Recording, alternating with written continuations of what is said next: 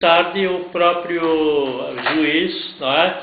Ele decidiu que o povão que já estivesse lá há vários anos, que eles fossem verdadeiros donos. Então a lagoa começa como propriedade de Dias Velho, passa para os habitantes que ele mandou para cá, e finalmente a sobra, que ainda era do governo, essa deu para fundar uma colônia açoriana que foi a primeira de Santa Catarina. 1748.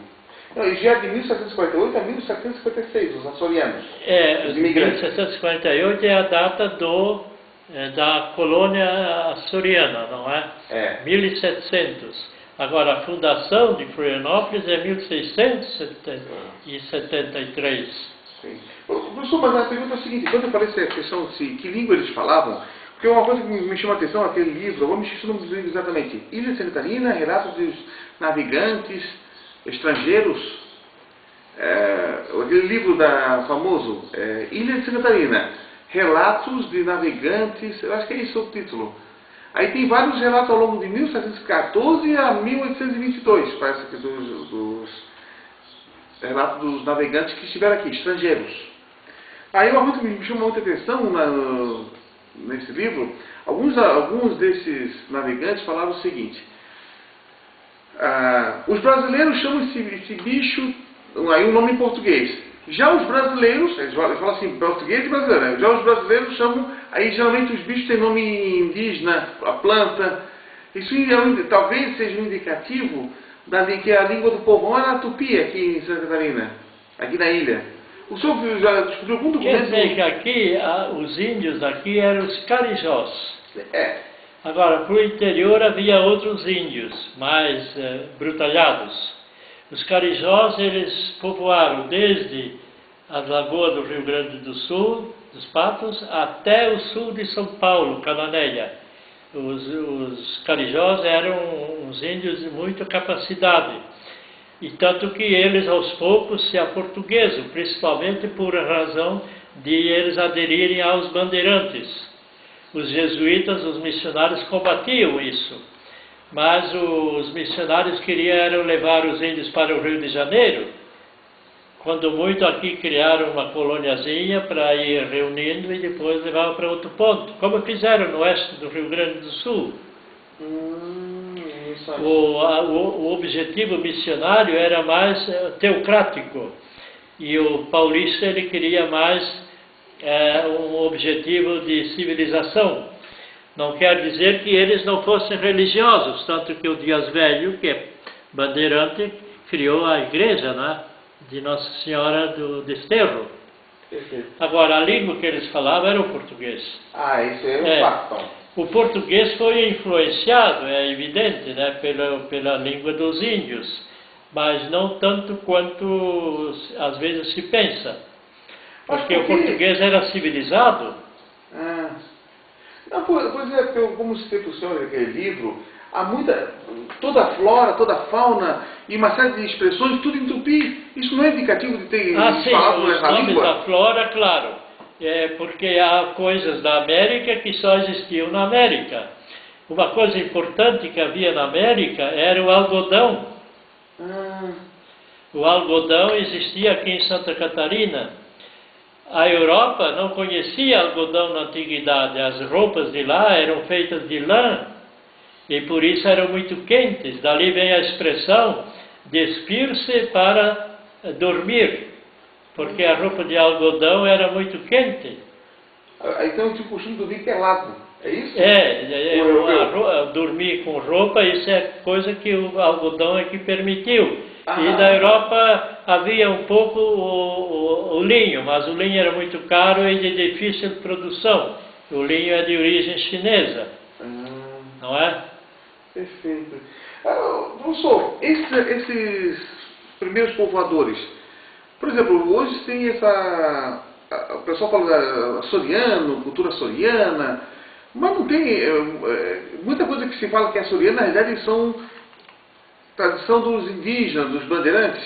Quais são? Precisa notar o seguinte: os açorianos eram o português mais atrasado. Por isso é que o açoriano tem muitas diferenças de linguagem. Portugal era mais civilizado ao norte. E na medida que descia de Lisboa para o sul e chegava ao fim de Portugal, ali era o ponto mais atrasado de Portugal. Ali é que surgiram os açorianos, eles eram pobres. Pois é, o senhor fala atrasado, tipo assim, atrasado até de técnicas, de pobreza mesmo, é isso? A própria economia açoriana é exploratória por isso. O açoriano não sabia plantar e nem tinha hábitos de plantar. Ele mal e mal cultivava um pouco de mandioca para fazer a farinha do pirão para comer com peixe. Aí é uma economia exploratória e destruidora. Destruidora. O açoriano aqui no começo cultivou principalmente a pesca exploratória, não a pesca industrial como se faz hoje em dia. Peixe para transformar, né? E ele cultivava, além disso ali, a madeira não no sentido de plantar para ter. O açoriano foi um desmatador. Ele desmatava para vender a lenha na cidade. Fazia a lenha assim em pauzinho pequeno. E isso perdurou em Florianópolis até mais ou menos 1940, 50. Fogão a lenha. Aí chegou o fogão a gás, né? E o açoriano foi o primeiro grande desmatador por causa disso. Ele produzia a madeira. Ele derrubava a mata não para plantar, mas para produzir lenha. Já o alemão teve a orientação inversa. Ele derrubava a mata, plantava, depois de um tempo a terra cansava, ele plantava a mata de novo. A mata que o alemão plantou foi principalmente o ingazeiro. O ingazeiro.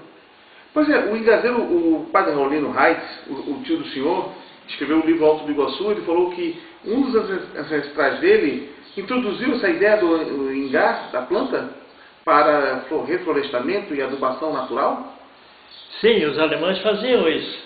O alemão veio com uma boa cultura da Alemanha. Onde é que descobriram o ingazeiro? Assim, já faziam isso na Alemanha? Sim, é que ao fazer uma roça, eles conheciam logo o ingazeiro, porque o ingá dava para comer também. Comer a frutinha, né? Eu comi muita frutinha de ingá. É boa? O ingá é gostoso? Eu conhecia ainda a época do reflorestamento com ingazeiro. Porque eu sou de Antônio Carlos lá. Antônio Carlos começa assim. Primeiro a colônia de São Pedro de Alcântara foi criada no Alto do Morro, na divisa com o Alto do Iguaçu e São Pedro. Perfeito. Porque a estrada passava por cima das lombadas, porque evitava um pouco os banhados e os rios. Então o Morro do Gato, como se chama ainda hoje, foi o começo da colonização alemã lá. A colonização alemã, a rigor, começou aqui na capital, porque quando a guerra terminou lá no Uruguai, de 1822 a 28, por aí, ou 27, havia um batalhão alemão lá. O governo desarmou o batalhão e deixou aqui em Florianópolis, e eles aqui, muitos deles, em vez de ir para São Pedro de Alcântara, eles preferiam ficar na cidade ou fazer alguma indústriazinha, ou então comércio. Tanto que o comércio de Florianópolis, a primeira casa comercial importante, foi de um alemão deste batalhão. Depois ele se aposenta e vendeu para Hackerrath, que era o tio de Karl Höpke.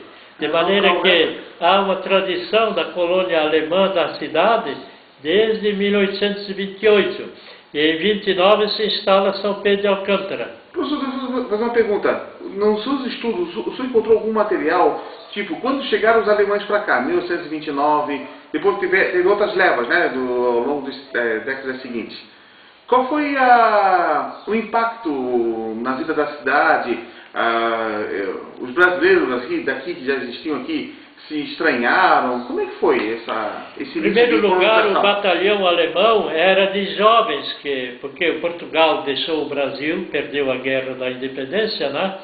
Então agora os brasileiros precisavam criar um exército e aproveitavam também estrangeiros.